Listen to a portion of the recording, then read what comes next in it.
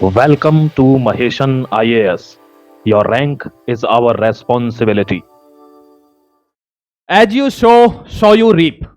जैसा करेंगे वैसा ही भरेंगे, यानी जैसी फसल आप बोएंगे वैसा ही काटेंगे। नमस्कार, जय हिंद, स्वागत करता हूं महेशन आईएएस डिजिटल प्लेटफॉर्म पर। और एक बात आपको बताने जा रहा हूं, one of the latest news है कि बांग्लादेश में फिर से अपराइजिंग हो गई है, फिर से दंगे भड़क गए, वहां प्रोटेस्ट शुरू हो गए। भारत के बॉर्डर पर अलर्ट जारी हो गया है, क्योंकि फिर से बांग्लादेश से लोग भागकर भारत में आ सकते हैं, या इस भाग दौड़ की आड़ में घुसपैठ भी की जा सकती है और बंगाल को जलाया जा सकता है। बस इसी के चलते भारत के बॉर्डर पर भी हाई अलर्ट है। अब मैं आपको बता देता हूं पूरी कहानी कि यह प्रोटेस्ट भी क्यों है और बॉर्डर पर हाई अलर्ट का क्या संबंध है इस प्रोटेस्ट से।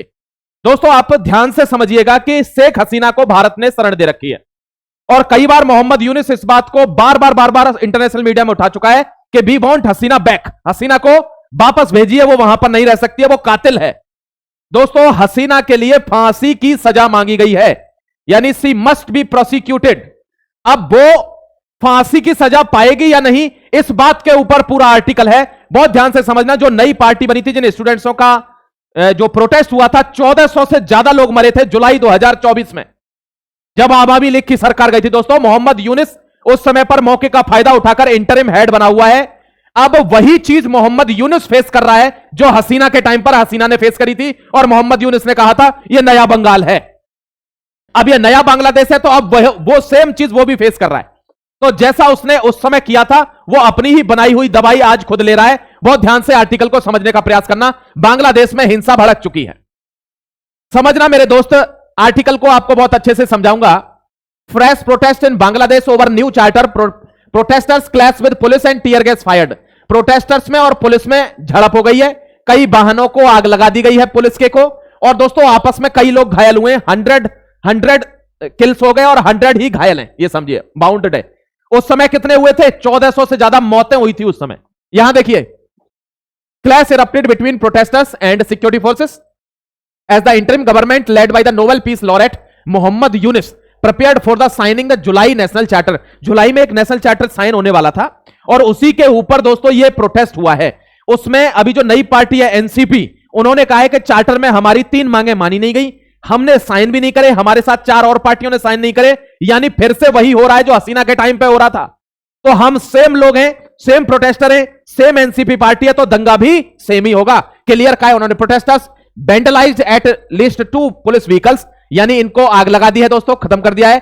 Set fire to makeshift tents, टेंटों में आग लगा दी है। Clash with soldiers and security officers resulting in several injuries. 100 से ज्यादा लोग घायल हैं।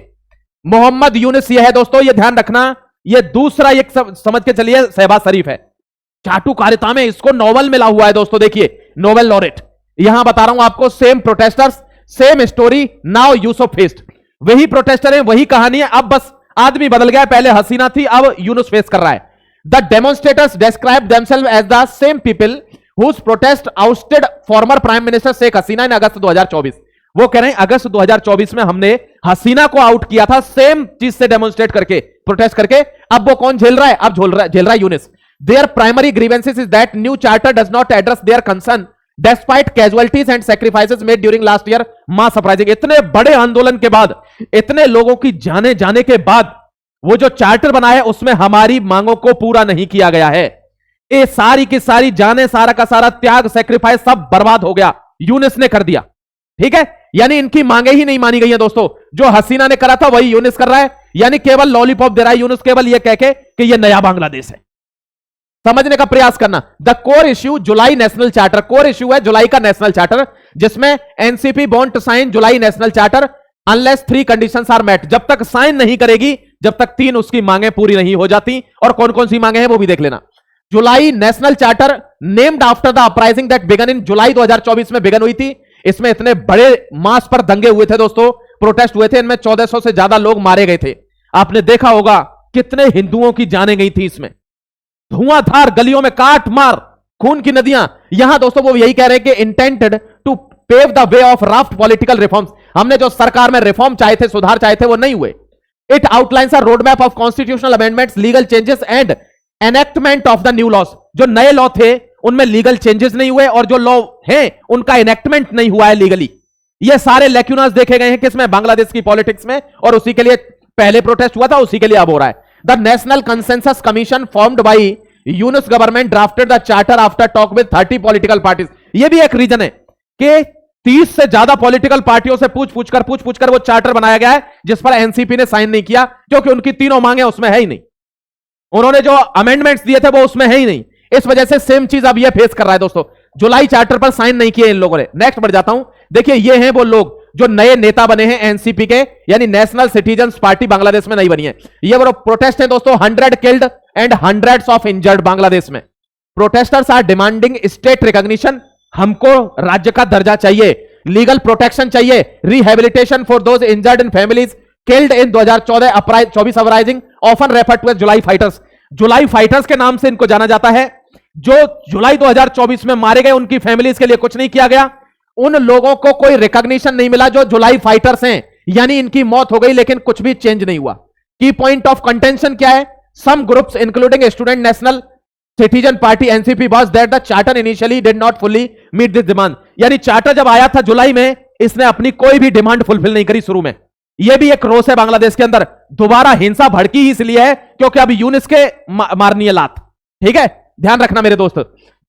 इस भीषण प्रोटेस्ट की एवज में, आड़ में इन्फिल्ट्रेशन हो सकता है बांग्लादेश में, इसलिए भारत की केंद्रीय सरकार सतर्क है कि कोई भी ऐसी घटना नहीं घटनी चाहिए जिससे बंगाल जल जाए। क्योंकि दोस्तों वहां जो सरकार है फिलहाल बंगाल में, वो इस चीज को और सपोर्ट करेगी और कह देगी फलानी पार्टी ने जलवा दिया।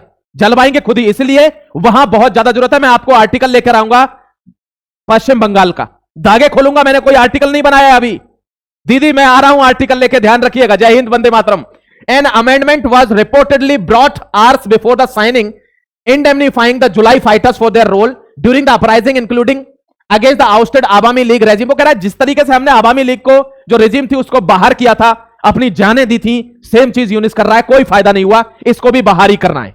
ठीक है, यहां देखो दोस्तों, interim government and political process क्या है बांग्लादेश की, कि सबसे पहले तो इन्होंने इलेक्शनों को टाल दिया है, टाल दिया इलेक्शनों को इस आदमी ने, क्योंकि इसको पता है चुनाव में तो मैं जीतूंगा नहीं, दल्ला हूं। यहां देखिए, the protest occurred as the interim government headed by Mohammad Yunus invited major political parties to sign the charter।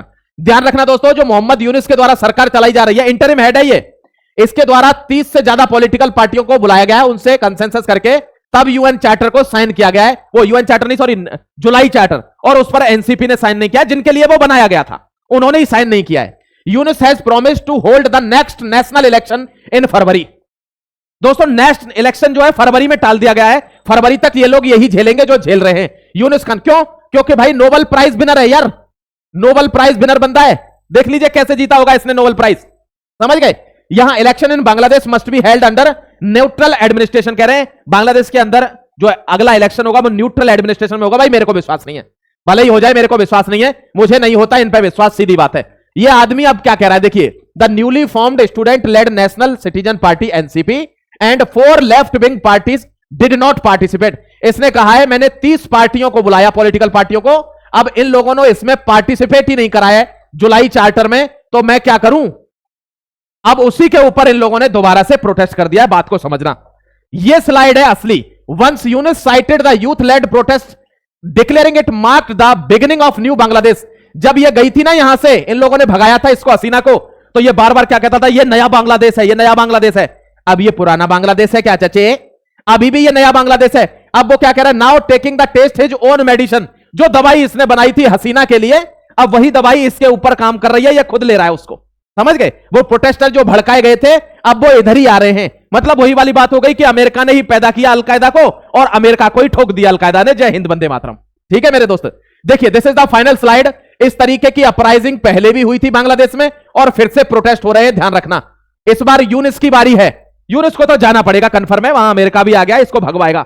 इसको सिर्फ इसीलिए रख रखा है क्योंकि ये जूते चाट रहा है उनके। ठीक है, यहां देखिए दोस्तों, save the minorities save Bangladesh. यहां हिंदुओं की स्थिति बहुत खराब है और बहुत बड़ी बात नहीं होगी कि यहां कुछ बड़ा हो जाए। ठीक है, मैं अभी नहीं बता सकता, माफ कीजिएगा। यहां देख लीजिए दोस्तों, इंडिया ऑन हाई अलर्ट। अब सबसे बड़ी न्यूज क्या है, ये देखिए, India on alert at Bangladesh border. Paschim Bengal और बांग्लादेश के बॉर्डर पर हाई अलर्ट है। क्यों? क्योंकि इन्फिल्ट्रेशन होगा, ध्यान रखिएगा, आदमी आएंगे अंदर। ये है न्यूज। देखिए क्या कह रहा है, हसीना फेसेस डेथ पेनाल्टी यानी सजाए मौत यानी फांसी, इसकी मांग है। प्रोसिक्यूटर महोदय क्या कहते हैं? For 1400 murders she should be sentenced 1400 times. 14 मतलब जैसे एक बार आदमी को मारने के लिए एक बार जेल होती है, फांसी होती है, इसके बारे में इसने 1400 मरवाए तो 1400 बार सेंटेंस होना चाहिए। बट ये पॉसिबल नहीं है ह्यूमनली। एक आदमी को आप 1400 बार कैसे मारोगे? तो at least be demand at least once, हम एक बार चाहते हैं। ये कौन है? ताजुल इस्लाम चीफ प्रोसिक्यूटर है, इसकी तरफ से यह बयान आया हुआ है। दोस्तों, बांग्लादेश में हसीना को बुलाकर उसको फांसी देने की बात हो रही है। बताइए कमेंट सेक्शन में, हसीना को फांसी लगनी चाहिए या नहीं? क्या वो किसी की कॉन्स्पिरेसी थी या हसीना ने जानबूझकर यह करवाया था? यह आप पर छोड़ता हूं मैं। जुड़े रहिए महेशन आईएएस के साथ, फिर से आऊंगा एक और जबरदस्त वीडियो के साथ, लेटेस्ट डेवलपमेंट इंफॉर्मेशन के साथ। तब तक के लिए जय हिंद, वंदे मातरम।